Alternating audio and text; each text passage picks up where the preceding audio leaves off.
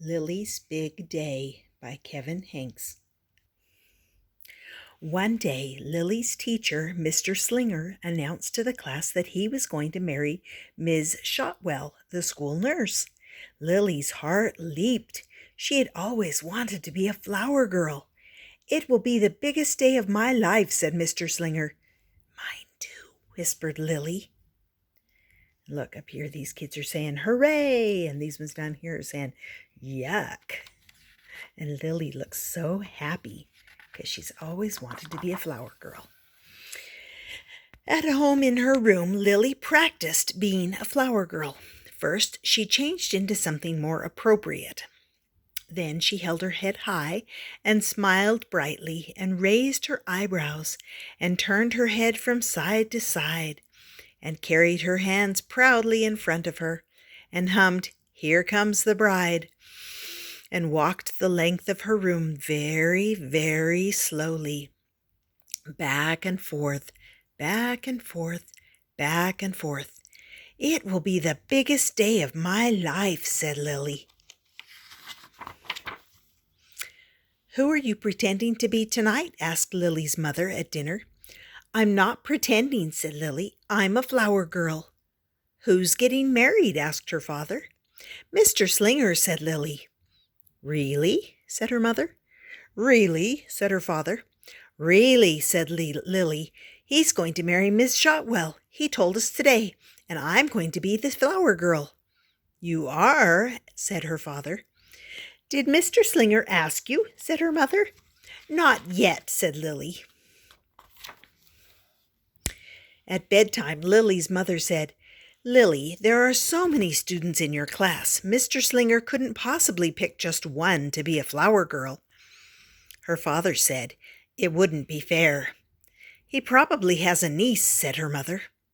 "Maybe Aunt Mona will get married someday," said her father. "Do you understand what we're trying to say?" asked her mother. Lily nodded. "Are you sure?" asked her father. Lily nodded again. After her parents left her room, Lily said, "I understand that I'm going to be a flower girl." The next day at school, during sharing time, Lily said, "I've always wanted to be a flower girl, even more than a surgeon or a diva or a hairdresser." The following afternoon, when Mr. Slinger had recess duty, Lily picked a handful of weeds at the edge of the playground. She carried the weeds proudly in front of her and walked very, very slowly past Mr. Slinger until the bell rang. Back and forth, back and forth, back and forth. And the morning after that, Lily went to the light bulb lab in the back of the classroom. She drew a self-portrait. "Me, Lily, the world's best and most famous flower girl. Smart, beautiful, better than the bride. #1. This is the best drawing I've ever done in my entire complete life." Mr. Slinger called Lily up to his desk during quiet reading time. "Lily," he said, "I can tell that you want to be a flower girl, but unfortunately my niece, Ginger, is going to be the flower girl at my wedding." Lily's heart sank. "But," said Mr. Slinger, "I also want you to know that everyone in the class will be invited to the wedding. We can all dance together at the reception. It'll be fun." Lily's stomach hurt. "This seems really important to you," said Mr. Slinger. Lily's cheeks turned pink. "You know," said Mr. Slinger, "I was just thinking that you might like to be Ginger's assistant. You could stand with her and keep her company until she has to walk down the aisle. You could make sure her dress isn't crooked and that she holds her flowers properly." Lily considered this. "You could remind her to walk slowly," said Mr. Slinger. Lily considered it some more. "You could wear a corsage," said Mr. Slinger. "Oh, all right," said Lily, "if you really need me so much." Lily tried to get excited about being Ginger's assistant. "Hey, don't forget to pay," flower girl advice, $1. Weddings wouldn't even exist without flower girl assistants, she told her baby brother Julian. You're not listening. I have a special responsibility, she told her parents. When her Grammy took her shopping for a new dress for the wedding, Lily told the clerk, a flower girl assistant is very important and glamorous. She's adorable in small doses. But when it really sank in that she would not be walking down the aisle carrying a bouquet with everyone watching, Lily pretended that her teddy bear was Mr. Slinger. She made him sit in the uncooperative chair. You can just stay there forever, she said. Ooh, she's mad at Mr. Slinger, isn't she? As the wedding drew near, Mr. Slinger counted down the days on the chalkboard. 1 day closer to the biggest day of my life, he would say. 1 day closer to the biggest day of Ginger's life, Lily would whisper. See, look, the big day. 8, 7, 6, 5, 4, 3, 2. Look, he's close. I'm never getting married. And still, at home in her room, Lily practiced.